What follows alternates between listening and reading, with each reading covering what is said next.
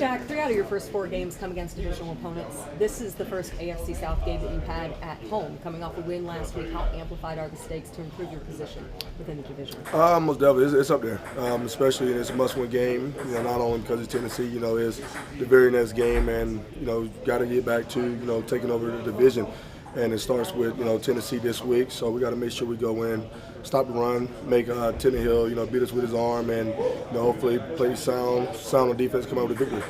Think you'll be part of that this week? We shall see. Tennessee has won 4 of the last 6 matchups. What about this team is capable of beating them this week? The same thing that the other teams are capable of. Just playing sound defense, and taking the ball away, stop Derrick Henry, and just make sure in the back end that we cover well and keep Tannehill in the pocket, and hopefully we can come out with a victory. Seeing how the defense played against Kansas City last week, what does that give this defense this week going against Tennessee? Just that juice, I guess. Just for one, just getting that first victory, and then defensively playing the way that we played against Kansas City, so that confidence. So hopefully we can just build off that, and then go into Tennessee, do what we're supposed to do, and hopefully leave our Lucas Oil with a victory. Shaq, you guys were always one of the top rushing defenses in the old system, and you still are again this year in this new system. Why do you think there's been a consistency there? Because the main thing is I thought Flus did a great job when he came here, dominating in the run, and the same guys are here, and even though we got a new defense coordinator, it's still the mindset. We got to stop the run. We got to be the number 1 in the run game. And for me, just as a linebacker, if you knock out the run, you know what's coming. It's got to be passed. So that's what we want to do each and every year: stop the run, make the quarterback beat us with his arm, and hopefully we can do that this week. Shaq is obviously a key stat, but how good has Grover Stewart been this year? Man, Grover's been phenomenal, and I think he's not getting enough credit for what he has been doing. I've been seeing it for 5 years now. Dominating any center that's in front of him, the way he moved, the way he run to the ball, the way he just have that relentless effort to make a play, and that's what makes him so good. He's so strong.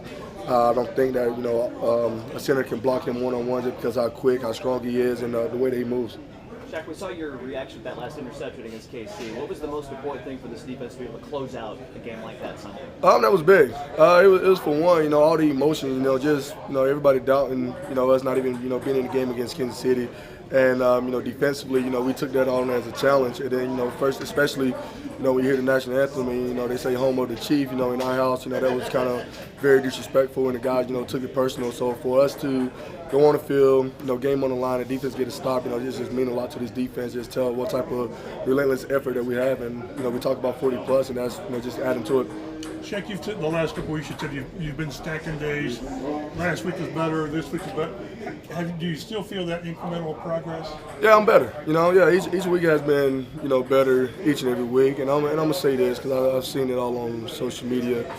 If I'm ready to go, I'm gonna play. Everybody know me. I went out there last year with one ankle. I love this game. I love this game with all my heart, and I do anything to play this game, for 100 years. So there's no such thing as me standing on the sideline just because of me. So if I feel like I can play to the ability that I know I can play and help this team win, I'm gonna be out there. But if I think that my ability is putting the team in trouble, I got to respect my decision to say, okay, Zaire's playing a whole lot faster. This defense will be better with me standing on the sideline. And it's just me got to look myself in the mirror, tell the coaches that.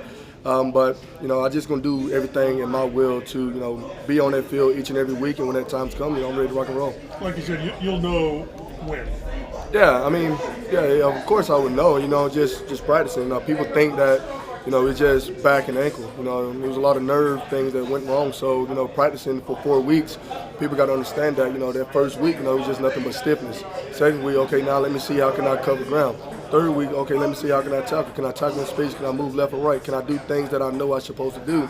So that's what it all comes down to. It's not just me practicing. Yes, I practice full, but you got to know in depth, why am I practicing? Why am I just practicing? Why am I not playing? So just know if I'm able to play, I'm out there and I'm giving it everything I got. But if I can't, y'all got to respect that, and I can't put this team in jeopardy of losing, knowing that I'm out there, knowing that they're better with me standing on the sideline. And you sort of mentioned earlier, you don't want to be where you play 10 plays at pitch count. When you play. Yeah, of course. I'm a competitor. Just like me standing on the sideline, I'm so locked in because I want to win. I want to win. I don't care how I win. I just want to win. So that's why on the sideline I'm locked in as much as I possibly can. I want to be that leader to tell the guys, okay, this is what I see.